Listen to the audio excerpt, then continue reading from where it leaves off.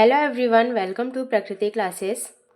I hope you all are doing well. तो friends, आज की इस क्लास में हम हिंदी के बारे में पढ़ेंगे, जिसका टॉपिक होगा ध्वनि।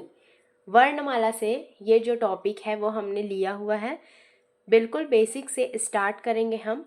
और ये जो हिंदी की क्लासेस हैं वो आपके विभिन्न प्रकार के एग्ज़ाम्स के लिए इम्पॉर्टेंट है। जैसे कि सीजी व्यापम में जितने भी प्रकार के आपके एग्ज़ाम होते हैं उसके लिए भी ये इम्पॉर्टेंट है। सीजीपीएससी और अभी एडीओ का आपका एग्ज़ाम होने वाला है उसके लिए, और शिक्षक भर्ती और सीजी टेट, इन सभी के लिए जो हिंदी व्याकरण है उनसे आपके एग्ज़ाम में क्वेश्चंस पूछे ही जाते हैं। तो इन सभी एग्ज़ाम्स के लिए जो टॉपिक होने वाला है वो बहुत ही इम्पॉर्टेंट है। तो जिन्होंने भी हमारे चैनल को सब्सक्राइब नहीं किया है वो हमारे चैनल को सब्सक्राइब कर लीजिए, और अगर वीडियो पसंद आए तो लाइक, कमेंट एंड शेयर ज़रूर कीजिए। तो चलिए आज की इस क्लास को हम स्टार्ट करते हैं। आज का जो हमारा टॉपिक है वो है ध्वनि, वर्णमाला एवं वर्णक्रम। तो इसी टॉपिक से हमने आज के क्वेश्चंस लिए हुए हैं और ये सभी क्वेश्चंस आपके लिए बहुत ही इंपॉर्टेंट है। तो सबसे पहला क्वेश्चन आप इसमें देख सकते हैं, शब्द की सबसे छोटी इकाई क्या कहलाती है? स्वर, वर्ण, व्यंजन या अयोगवाह। तो शब्द की सबसे छोटी इकाई आपसे पूछा गया है। तो जो शब्द होती है उसे ही हम भाषा कहते हैं। तो भाषा की सबसे छोटी इकाई जो है वो आपकी कहलाती है वर्ण, और इसे ही हम कहते हैं ध्वनि। तो इसका जो सही आंसर हो जाएगा वो हो जाएगा ऑप्शन नंबर बी, वर्ण हो जाएगा इसका सही आंसर। और जो हिंदी में टोटल जो वर्ण होते हैं वो होते हैं 52। तो ये सभी को पता होगा, और जिसमें स्वरों की संख्या होती है टोटल 11 और व्यंजन की संख्या होती है 33। जो मूल व्यंजन होते हैं उसमें उनकी संख्या होती है 33, और इसमें से ही दो जो होते हैं वो होते हैं अयोगवाह।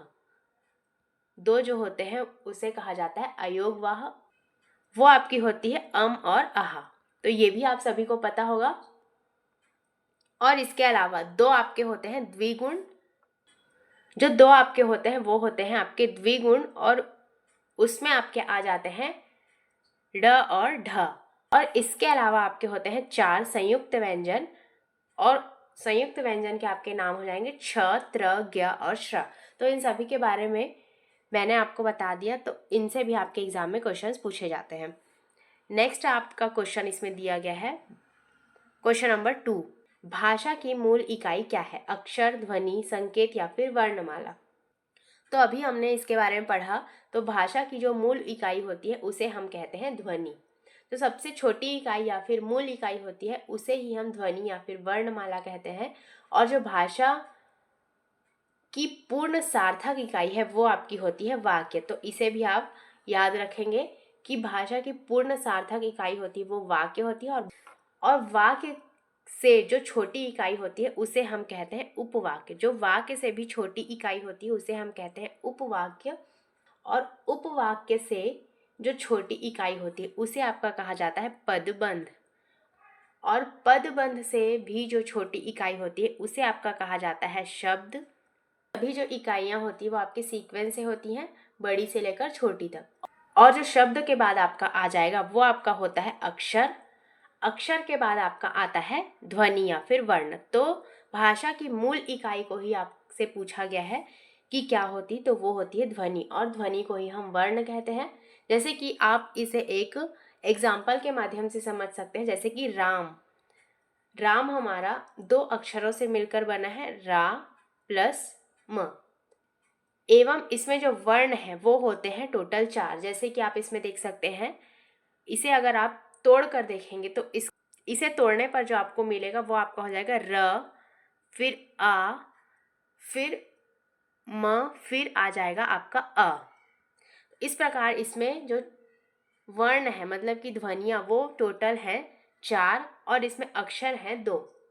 तो शब्द भाषा की सबसे छोटी सार्थक इकाई हो जाएगी। तो यही हमसे पूछा गया है कि भाषा की मूल इकाई क्या हो जाएगी, तो वो हो जाएगी ध्वनि। उम्मीद है कि आप सभी को यहाँ तक अच्छे से समझ में आ गया होगा। नेक्स्ट आप इसमें देख सकते हैं, नेक्स्ट क्वेश्चन है हमारा, वर्णों के समुदाय को क्या कहते हैं? वर्णमाला, सर्वनाम, अक्षर या फिर क्रिया। तो जो वर्णों का समुदाय होता है उसे हम कहते हैं वर्णमाला। और वर्ण जो होती है भाषा की सबसे छोटी इकाई होती है। अभी हमने इसके सीक्वेंस को देखा है। तो उसे ही हम ध्वनि या फिर वर्ण कहते हैं, और वर्णों के समुदाय को हम कहते हैं वर्णमाला। इस प्रकार से इसका सही आंसर हो जाएगा वर्णमाला। ये जो सभी क्वेश्चंस है एग्जाम्स के लिए बहुत ही इंपॉर्टेंट क्वेश्चंस है, विभिन्न प्रकार के एग्जाम में ये सभी जो क्वेश्चंस है वो पूछे गए हैं। नेक्स्ट आप इसमें देख सकते हैं वर्णमाला किसे कहते हैं, शब्द समूह को, वर्ण समूह को, शब्द गणना को, या फिर व्यवस्थित वर्ण समूह को। तो जो वर्णमाला होती है उसे हम कहते हैं व्यवस्थित वर्ण समूह को ही हम वर्णमाला कहते हैं। और हिंदी वर्णमाला में हमने देखा है टोटल होते हैं 52 वर्ण, जिसमें स्वरों की संख्या होती है 11 और व्यंजनों की संख्या होती है 33। इस प्रकार से जो हमारे व्यवस्थित वर्ण समूह को ही वर्णमाला कहा जाता है। तो ऑप्शन नंबर डी इसमें हमारा इसमें सही हो जाएगा। नेक्स्ट क्वेश्चन आप इसमें देख सकते हैं, क्वेश्चन नंबर 5। हिंदी भाषा की कुल वर्ण लिपियां हैं 44, 33, 52 या फिर 48। तो आप सभी को इसका आंसर पता होगा। इसका जो सही आंसर हो जाएगा वो हो जाएगा 52। जो कुल वर्ण लिपियां हैं वो हमारी हैं 52, जिसमें से स्वर हैं आपके 11 और आपके जो व्यंजन हैं वो हो जाएंगे 33, जिसमें से आपके हैं क वर्ग, च वर्ग, ट वर्ग और आपके हो जाएंगे त वर्ग और प वर्ग। इन सभी में 5-5 ध्वनियां हैं। और इसके बाद आपके जो अंतस्थ व्यंजन आ जाते हैं वो आपके हो जाएंगे 4। यर अलावा आपके अंतस्थ व्यंजन है, और उष्म व्यंजन हो जाएंगे आपके श, श, स और ह। तो ये भी आपके हो जाएंगे 4। और इसके अलावा आपके जो 4 होते हैं संयुक्त व्यंजन हो जाएंगे। इसमें आपके आ जाते हैं छ, त्र, ज्ञ और श्र। फिर आपके आ जाएंगे अयोग वाह, इसमें आपके आ जाएंगे अम और अह, वो आपके होते हैं 2। और द्विगुण व्यंजन आपके हो जाएंगे 2, इसमें आपके आ जाएंगे ड और ढ। तो कुल वर्णों की जो संख्या हो जाएंगी वो टोटल हो जाएंगी 52। और इन सब के बारे में मैंने अभी यहाँ पर बता दिया, और इनसे ही आपके एग्जाम में क्वेश्चंस पूछे जाते हैं। अब नेक्स्ट आप इसमें देख सकते हैं क्वेश्चन नंबर 6। हिंदी में ध्वनियाँ कितने प्रकार की होती हैं, 2, 4, 6 या फिर 8। तो अगर आपसे ध्वनियाँ कितने प्रकार की होती हैं ये पूछा जाए तो इसका जो सही आंसर हो जाएगा वो हो जाएगा 2। जो हमारी ध्वनियाँ होती हैं वो टोटल 2 प्रकार की होती हैं। इसमें आपके आ जाते हैं, पहला वो आपका होता है स्वर और दूसरा आपका होता है व्यंजन। इसे ही 2 प्रकार की ध्वनियों में शामिल किया गया है। जो स्वतंत्र रूप से उच्चारित होने वाले वर्ण होते हैं उसे हम स्वर कहते हैं, और जिसमें स्वरों की सहायता के द्वारा उच्चारण किया जाता है तो वो आपका हो जाता है व्यंजन। तो इसे भी आप इसमें याद रखेंगे। नेक्स्ट आप इसमें देख सकते हैं क्वेश्चन नंबर 7। वर्णों के कितने भेद हैं, 10, 7, 2 या 8। तो जो वर्णों के भेद होते हैं वो होते हैं 2। अभी हमने इसके बारे में पढ़ा। पहला आपका होता है स्वर और दूसरा आपका होता है व्यंजन। इसके बारे में ही हमने अभी पूरे डिटेल से पढ़ा था। तो इसका जो सही आंसर हो जाएगा वो हो जाएगा 2। नेक्स्ट आप इसमें देख सकते हैं क्वेश्चन नंबर 8। जिनका उच्चारण स्वतंत्रता से होता है और जो व्यंजन के उच्चारण में सहायक होते हैं उसे क्या कहते हैं, संज्ञा, व्यंजन, स्वर या फिर विसर्ग। तो अभी इसके बारे में भी हमने पढ़ा था कि जिनका उच्चारण स्वतंत्रता से होता है और जो व्यंजन के उच्चारण में सहायक होते हैं उसे हम कहते हैं स्वर। यहाँ पर ही आप देख सकते हैं जिनका उच्चारण स्वतंत्रता से होता है उसे ही हम स्वर कहते हैं, और जिसमें स्वरों की सहायता से उच्चारण किया जाता है उसे हम व्यंजन कहते हैं। और ये जो स्वर होती है वो व्यंजन के उच्चारण में भी सहायक होती है। तो क्वेश्चन को घुमा कर आपसे पूछा गया है तो इसमें आप कंफ्यूज नहीं होंगे। तो इसीलिए इसका जो सही आंसर हो जाएगा वो हो जाएगा स्वर। नेक्स्ट आप इसमें देख सकते हैं क्वेश्चन नंबर 9। जिन वर्णों का उच्चारण स्वतंत्र होता है उसे क्या कहते हैं, स्वर, बोली, व्याकरण या फिर व्यंजन। तो अभी हमने इसके बारे में पढ़ा था कि जिन वर्णों का उच्चारण स्वतंत्र होता है, स्वतंत्र जैसा शब्द आपको देखने को मिल रहा है तो उसका मतलब होता है स्वर। तो ऑप्शन नंबर ए इसमें बिल्कुल सही हो जाएगा। नेक्स्ट क्वेश्चन आप इसमें देख सकते हैं, हिंदी वर्णमाला में स्वरों की संख्या कितनी होती है, 11, 10, 9 या फिर 13। तो जो हिंदी वर्णमाला है उसमें जो स्वरों की संख्या होती है वो होती है टोटल 11, जिसमें आपके आ जाते हैं अ, आ, ई, उ, री, ए, ओ और अ। इस प्रकार से जो स्वरों की संख्या होती है वो होती है टोटल 11। अब नेक्स्ट आप इसमें देख सकते हैं क्वेश्चन नंबर 11। निम्नलिखित में कौन स्वर नहीं है, अ, उ, ए और इया। तो अभी हमने स्वर के बारे में पढ़ा कि जो आपके स्वर होते हैं वो आपके होते हैं टोटल 11। अ से लेकर अ तक जो होते हैं वो आपके स्वरों की संख्या होती है, और जो इया हो जाएगा वो आपका हो जाएगा एक प्रकार से व्यंजन। तो इस प्रकार से ऑप्शन नंबर डी इसमें हमारा जो स्वर है वो नहीं है, तो ऑप्शन नंबर डी ही हमारा इसमें सही हो जाएगा। और ये जो इया है वो आपके च वर्ग का पंचम अक्षर हो जाएगा, तो ये भी आप इसमें याद रखेंगे। नेक्स्ट आप इसमें देख सकते हैं कौन सा स्वर नहीं है, अ, उ, ए और ब। तो इसमें भी आप देख सकते हैं जो ब होगा वो आपका एक व्यंजन होगा जो कि स्वर नहीं है, तो ऑप्शन नंबर डी इसमें बिल्कुल सही हो जाएगा। नेक्स्ट आप इसमें देख सकते हैं क्वेश्चन नंबर 13, निम्नलिखित में से कौन सा मूल दीर्घ स्वर नहीं है, आ, ई, उ और ओ। तो जब स्वर की बात आती है तो जो स्वतंत्र रूप से जिसका उच्चारण हम कर सकते हैं उसे हम कहते हैं स्वर। और हिंदी वर्णमाला में आपके होते हैं टोटल 11 स्वर, जिसमें से अ से लेकर अ तक जो आपकी होती है वो स्वर होती हैं। और जो स्वर है इसे भी यहाँ पर विभाजित किया गया है। तो जो स्वर होते हैं उन्हें 3 भागों में विभाजित किया गया है। सबसे पहला आपका हो जाएगा ह्रस्व स्वर, इसे ही आपका कहते हैं मूल स्वर। इसकी जो संख्या होती है वो टोटल होती है 4। इसमें आपके आ जाते हैं अ, ई, उ और आपका आ जाएगा री। इस प्रकार से ये आपका हो जाएगा मूल स्वर, मतलब कि ह्रस्व स्वर। इसके बाद आपका आ जाएगा दीर्घ स्वर। जो दीर्घ स्वर की संख्या होती है वो आपकी हो जाएगी 3। इसमें आपका आ जाएगा आ, ई और उ, बड़ी ई और बड़ी उ। ये आपके होते हैं मूल दीर्घ स्वर। इसी प्रकार से जो आपका संयुक्त स्वर है, इसके बाद आपका आ जाएगा संयुक्त स्वर। इसमें आपके आ जाएंगे ए, ओ और औ, ये आपके हो जाएंगे संयुक्त स्वर। इसमें से जो आपका ओ है वो आपका मूल दीर्घ स्वर नहीं होगा, क्योंकि ये आपका हो जाएगा एक प्रकार से संयुक्त स्वर। और बाकी आ, ई और जो उ है वो आपके हो जाएंगे मूल दीर्घ स्वर। तो इसे आप इसमें याद रखेंगे। अब नेक्स्ट आप इसमें देख सकते हैं क्वेश्चन नंबर 14, निम्न में दीर्घ स्वर कौन सा है, ई, ए और ए।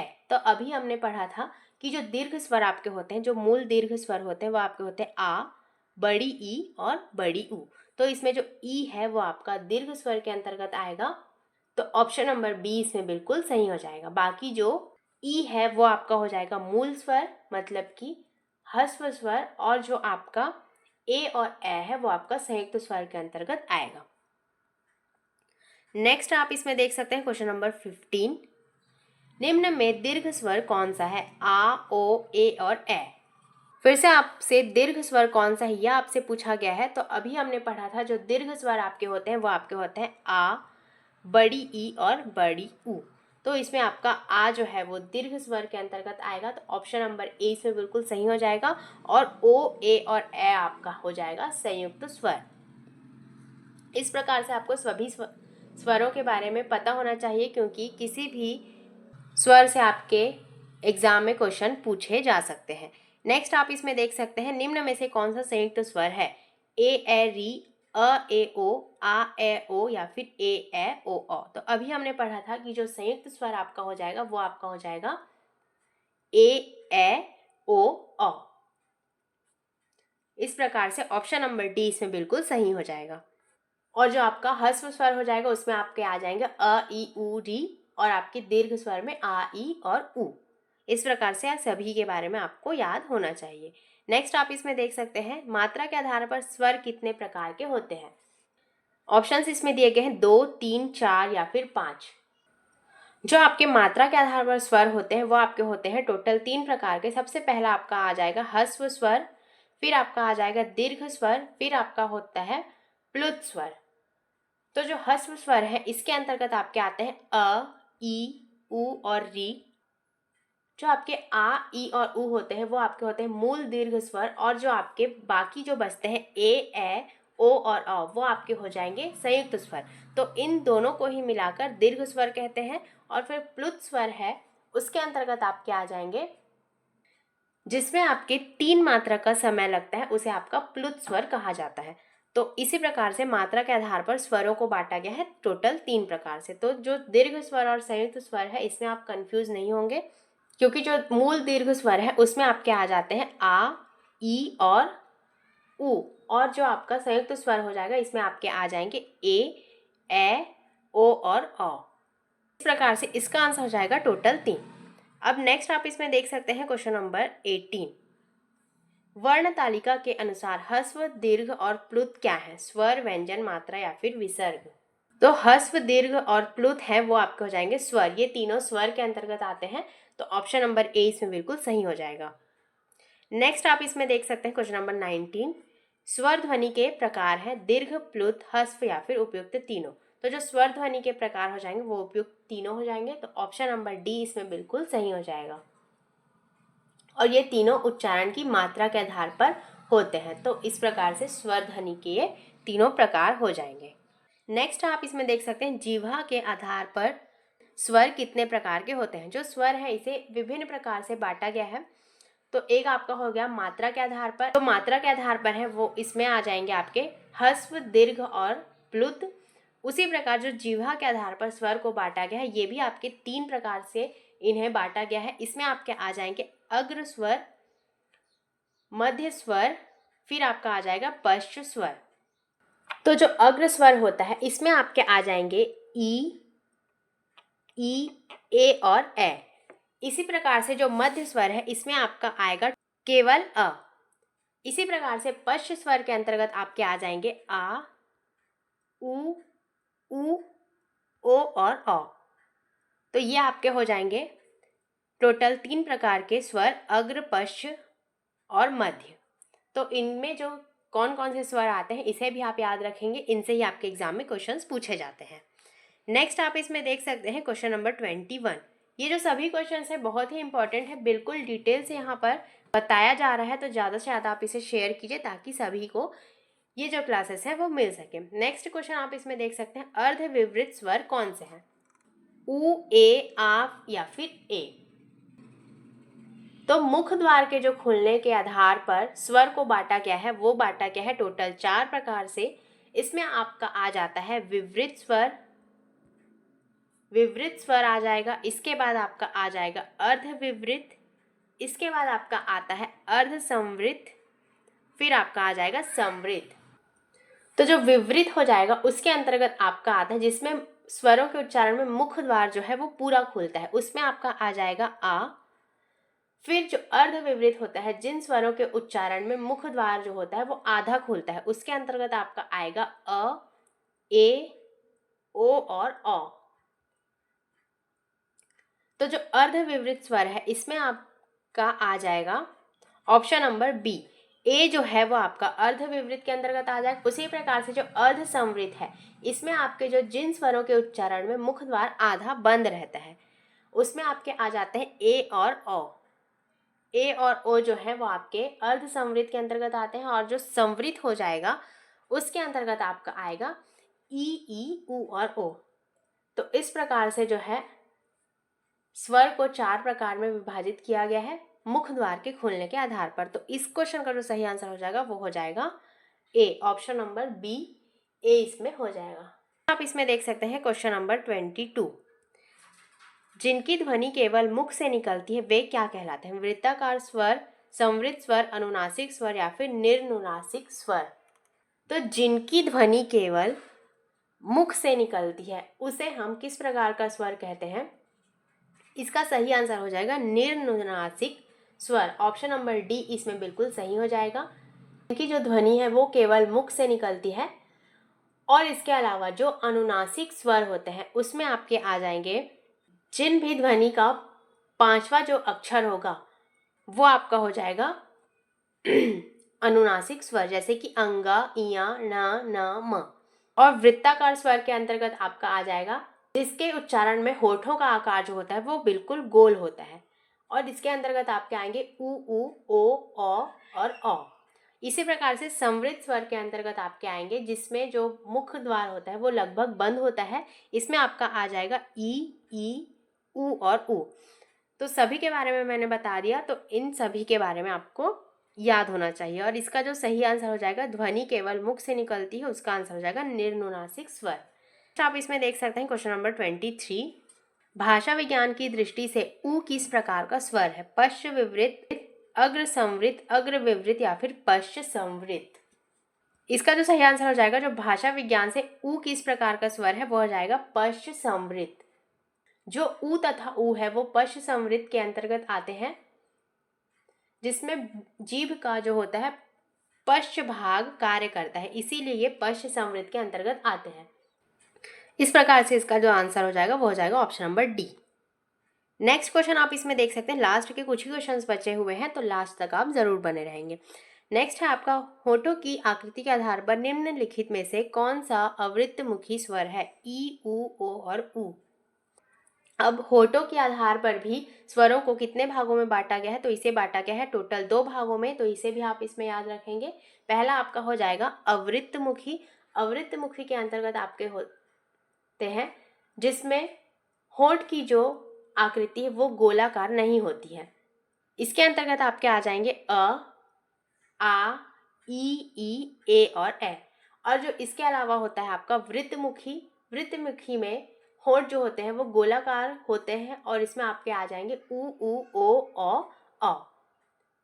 तो इस प्रकार से जो अवृत्तमुखी के अंतर्गत आएगा वो आपका आ जाएगा ई। इसमें जो है होठों की आकृति गोलाकार नहीं होती है, तो इसीलिए ई जो है आपका अवृत्तमुखी के अंतर्गत आ जाएगा। अब नेक्स्ट आप इसमें देख सकते हैं क्वेश्चन नंबर 25। निम्न में कंठ वर्ण कौन सा है, उ, अ, ई या फिर ई। जो आपका कंठ वर्ण हो जाएगा वो आपका हो जाएगा अ। अ जो है वो आपका कंठ वर्ण के अंतर्गत आएगा। उसी प्रकार से जो ई और ई है वो आपका तालव्य वर्ण के अंतर्गत आएगा और उ आपका आ जाएगा ओष्ठ वर्ण के अंतर्गत। इस प्रकार से इन सभी के बारे में मैंने बता दिया, तो इन सभी के बारे में आपको पता होना चाहिए। नेक्स्ट आप इसमें देख सकते हैं कौन सा वर्ण ओष्ठ नहीं है, म, ब, उ या फिर आ। तो इसका जो सही आंसर हो जाएगा वो आपका हो जाएगा, इसमें कौन सा ओष्ठ वर्ण नहीं है यह आपको पूछा गया है। तो जो आ हो जाएगा वो आपका ओष्ठ वर्ण नहीं होगा, ये आपका हो जाएगा, ये जो आ है वो आपका एक कंठ ध्वनि है। जो आपकी ओष्ठ ध्वनियां हो जाएंगी वो आपके हो जाएंगी ऊ, और जो आपके प वर्ग के अंतर्गत जितने भी वर्ण आते हैं वो आपके हो जाएंगे ओष्ठ ध्वनियां, और जो आ हो जाएगा वो आपका ओष्ठ ध्वनि नहीं होगा। इसी प्रकार से इसका आंसर हो जाएगा ऑप्शन नंबर डी। अब नेक्स्ट आप इसमें देख सकते हैं क्वेश्चन नंबर 27। निम्न में से कौन सा ओष्ठ वर्ण है, यह आपको बताना है, अ, आ, ई या फिर उ। इसका जो सही आंसर हो जाएगा वो हो जाएगा उ। उ जो है वो आपका ओष्ठ वर्ण के अंतर्गत आएगा। इसी प्रकार से आपका जो कंठ ध्वनियां हैं अंतर्गत आपके आ जाएंगे अ और आ। तालु के अंतर्गत आपका आ जाएगा ई और ई। फिर आपका आ जाएगा मूर्धा के अंतर्गत आपका आएगा ऋषि। इसी प्रकार से आपका आ जाएगा ओष्ठ के अंतर्गत आपका आएगा उ और ऊ। फिर कंठ तालु के अंतर्गत आपका आएगा ए और ए, और कंठ ओष्ठ के अंतर्गत आपका आएगा ओ और औ। तो इन सभी के बारे में आप याद रखेंगे। नेक्स्ट आप इसमें देख सकते हैं कंठ तालव्य कौन सा है। तो अभी मैंने इसके बारे में बताया कि कंठ तालव्य जो होती है, ऑप्शंस आप देख सकते हैं उ, र, श, ए और अ, आ। जो आपका कंठ तालव्य हो जाएगा वो आपका हो जाएगा ए और ए। तो ऑप्शन नंबर सी इसमें बिल्कुल सही हो जाएगा। और उ का उच्चारण स्थान होता है ओष्ठ, और र, श का उच्चारण स्थान हो जाएगा मूर्धा, और आ का उच्चारण स्थान होगा कंठ। तो इस प्रकार से आपको ऑप्शंस में जितने भी वर्ण दिए गए हैं उन सभी के बारे में आपको अच्छे से पता होना चाहिए कि कौन सा किस उच्चारण स्थान का वर्ण है। नेक्स्ट आप इसमें देख सकते हैं किस वर्ण का उच्चारण स्थान कंठ तालु है, ओ, ए, ह और श। तो इस क्वेश्चन का जो सही आंसर हो जाएगा वो हो जाएगा ए। जो कंठ तालु है उसका उच्चारण स्थान हो जाएगा ए से। अब आज का हमारा लास्ट क्वेश्चन आप इसमें देख सकते हैं क्वेश्चन नंबर 30। ए के उच्चारण में खाली स्थान और खाली स्थान की सहायता ली जाती है, छंद तालु, इश्चश तालु, कंठ तालु या फिर दंत ओष्ठ। तो अभी हमने ए के बारे में पढ़ा, इसका जो उच्चारण स्थान होता है वो होता है कंठ और तालु। कंठ तालु की सहायता से हम ए को उच्चारण करते हैं। तो इसी प्रकार से इसका जो सही आंसर हो जाएगा वो हो जाएगा कंठ तालु। तो दोस्तों आज की ये क्लास आपको कैसी लगी कमेंट में ज़रूर बताएंगे और इसे शेयर करेंगे। और जिन्होंने भी हमारे चैनल को सब्सक्राइब नहीं किया है वो हमारे चैनल को सब्सक्राइब कर सकते हैं। तो चलिए मिलते हैं ऐसे ही नेक्स्ट क्लास में, तब तक के लिए thank you and take care.